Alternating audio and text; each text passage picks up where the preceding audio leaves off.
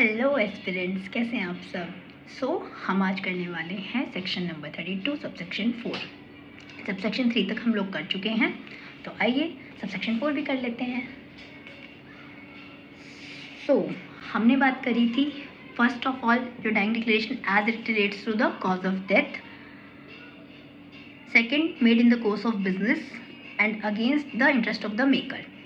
आज सबसेक्शन 4 जो है वो बात करता है opinion as to public right. यहाँ पे जो है प्राइवेट राइट की बात नहीं करी गई है, सिर्फ पब्लिक राइट की बात करी है। प्राइवेट राइट की बात यहाँ पे सबसेक्शन 7 में करी गई है, ठीक है।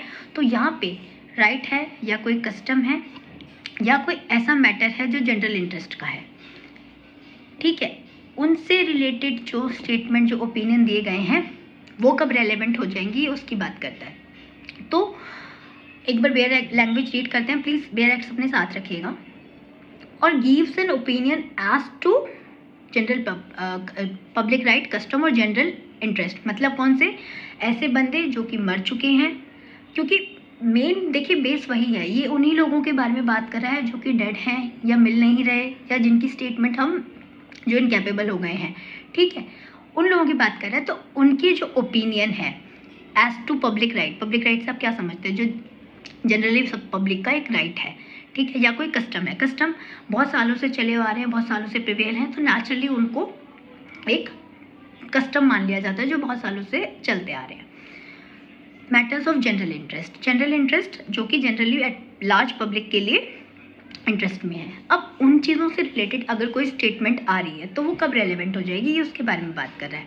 तो when the statement gives the opinion of any such person as to existence of any public right और कस्टम, या तो किसी पब्लिक राइट या कस्टम के बारे में या जनरल इंटरेस्ट किसी पब्लिक के बारे में अगर ऐसा कोई ओपिनियन दिया गया है, of the existence of which if it existed, अगर ऐसी कोई एग्जिस्टेंस थी, it would have been likely to be aware, मतलब किसी बंदे को ऑलरेडी किसी चीज़ की अवेयरनेस थी ऑलरेडी, ठीक है। And important point, and when such statement was made before entry controversy to such right और मैटर हैड अराइजन। अब इसका मतलब क्या है, बेसिकली ये जो सेक्शन है ये एक मैक्सिम पे चलता है जिसका नाम है एंटीलिटम मॉर्टम, ठीक है। मतलब before the controversy upon any legal topic has arisen। मतलब ये जो स्टेटमेंट जो लोग दे रहे हैं, जो मिल नहीं रहे, डेड हैं, ये इस कंट्रोवर्सी से पहले की स्टेटमेंट होनी चाहिए। मतलब इस चीज़ का कोई एविडेंस है, कोई आपके पास किसी चीज़ की नॉलेज है, एक बंदे को स्पेशल मीन्स ऑफ नॉलेज है, या कोई उसको एक उसका आइडिया है उस चीज़ का, एक नॉलेज है, बेसिकली आइडिया तो नहीं, नॉलेज है उस चीज़ के बारे में। तो यहाँ पे वो जो उस बंदे की नॉलेज है एक पर्टिकुलर कस्टम को लेके या पर्टिकुलर एक पब्लिक राइट को लेके, तो यहाँ वो कंट्रोवर्सी अराइज होने से पहले होनी चाहिए। मतलब जो भी उसने डिक्लेरेशन की है वो उसके जो ये कंट्रोवर्सी हुई है उससे पहले की होनी चाहिए, बिफोर द डेट जब ये कंट्रोवर्सी अराइज हुई है उससे पहले की वो डिक्लेरेशन होनी चाहिए। एंड सब्सिक्वेंटली फिर ये अगर ही कोई कंट्रोवर्सी अराइज हुई है तो उसमें उसकी स्टेटमेंट कब रेलेवेंट होगी, ये उस चीज़ की बात कर रहे हैं। तो इसमें एक बहुत अच्छा एग्जाम्पल जो है यहाँ पे दे रखा है और इलस्ट्रेशन है आपकी, इलस्ट्रेशन के है आई थिंक, नहीं के नहीं है, सबसेक्शन 4 के लिए ना, एक सेकंड मुझे दीजिए। आई है ये रही। द क्वेश्चन इज, आई इलस्ट्रेशन देखिएगा एक बार, वो कह रहे हैं कि the question is whether a given road is a public way. अब कोई पब्लिक वे है, कोई ऐसा रास्ता है जो कि मान लीजिए कोई विलेज है, यहाँ कोई एक रास्ता है, ठीक है, ये एक पब्लिक वे है जो कि कहा जा रहा है। ये क्वेश्चन अराइज हुआ है कोर्ट के सामने कि क्या ये एक पब्लिक वे है। तो यहाँ पे अभी पब्लिक वे का किस तरीके से पता लेंगे, अब कोई लोग तो चाहिए, विटनेस तो चाहिए।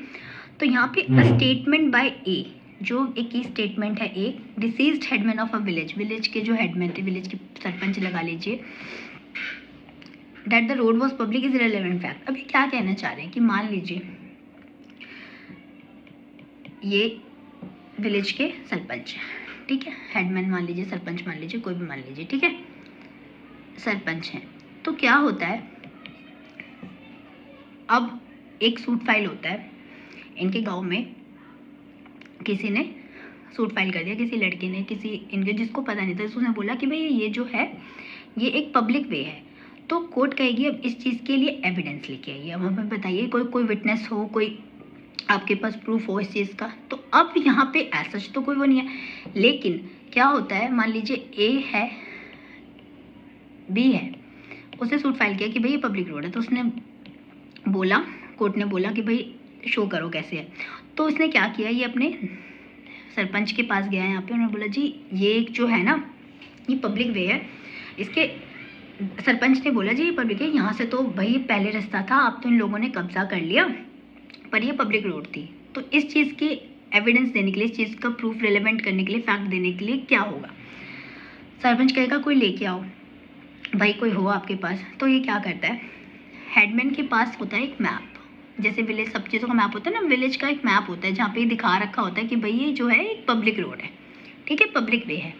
तो ये गया, अब यहाँ जो ये मैप है क्या है, ये एक तो इसकी स्टेटमेंट कि इसको नॉलेज थी, क्योंकि ये वहाँ पे था उस टाइम पे जब ये रोड चलती थी, पब्लिक वे था, सरपंच काफ़ी बुढ़ा हो गया, उसको काफ़ी पता है उस चीज़ के बारे में, उस तरीके से निकल चुका है। यहाँ इसका एक तो मैप कि हाँ भाई मैप शो कर देगा कि हाँ जी देखिए ये मैप है, यहाँ पे दिखा रखा है, ये भाई हमारे सरपंच वगैरह जी जो है उन्होंने बनवाया था उस टाइम पे कि हाँ भाई ये मैप वैप ड्रॉ करो भाई विलेज का कैसा है, तो ये वो है। और इन्होंने कहा था, इनकी देखी हुई बात है, इन्होंने बोला था। अब अगर ये नहीं आया पाया, मैं ये due to reason, any reason, मान लीजिए इसकी डेथ हो गई है, ये नहीं आ सकता या मिल नहीं रहे, तो इनके द्वारा दी गई ये स्टेटमेंट, ये मैप कि हाँ भाई यहाँ ये रोड थी, ऐसी कोई डिक्लेरेशन करी है इन्होंने, ठीक है। लेकिन इस कंट्रोवर्सी से अराइज होने से पहले की स्टेटमेंट होनी चाहिए, जब ये सूट आया कोर्ट में उससे पहले की ये होनी चाहिए कि हाँ भाई ये उस टाइम का बना हुआ मैप है, या उस टाइम की बनी हुई डिक्लेरेशन है जो ये बताती है कि ये पब्लिक रोड है।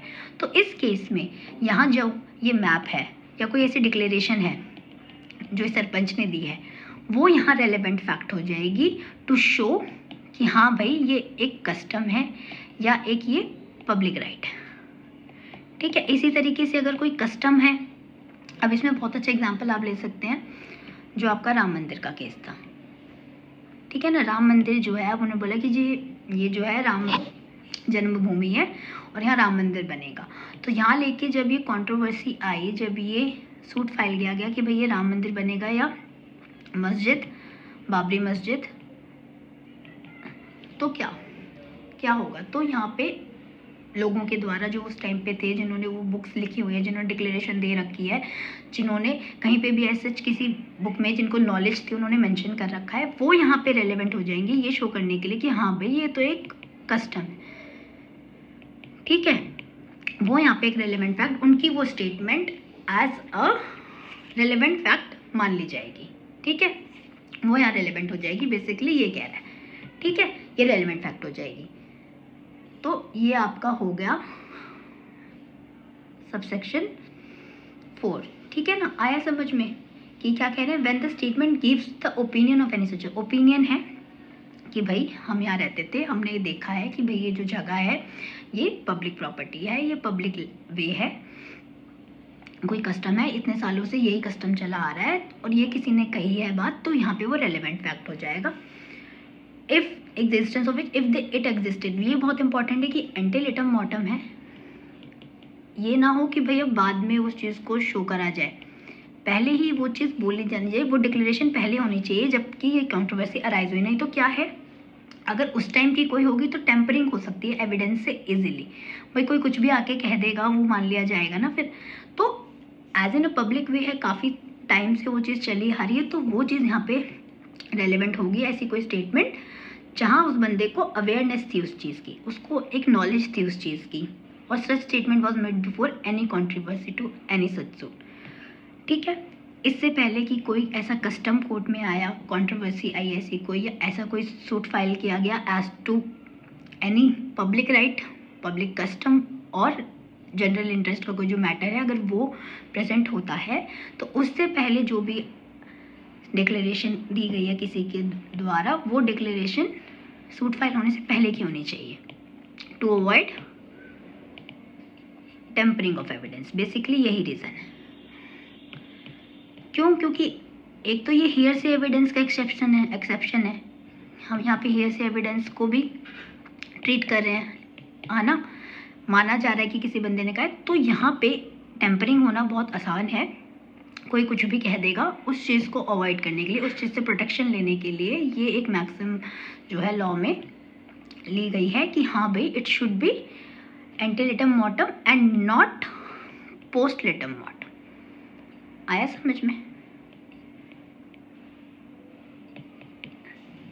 This is the concept of subsection 4 जो कि बता रहा है कि ऐसी कोई भी स्टेटमेंट, ऐसा कोई भी ओपिनियन जो किसी के द्वारा दिया जा रहा है relating to custom and general interest और एनी पब्लिक राइट। जैसे राम मंदिर वाला केस मैंने आपको बताया,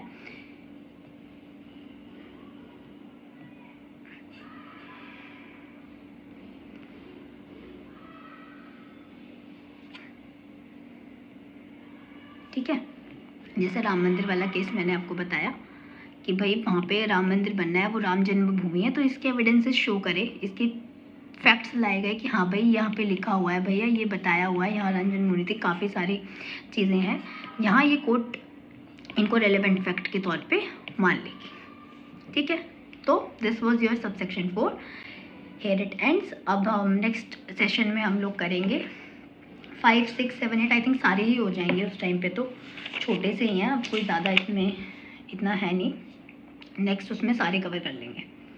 ठीक है, टिल देन इन सबको रिवाइज कीजिए and all the best, exams आ रहे हैं, so keep preparing and please like and subscribe my channel. Till then bye bye, take care.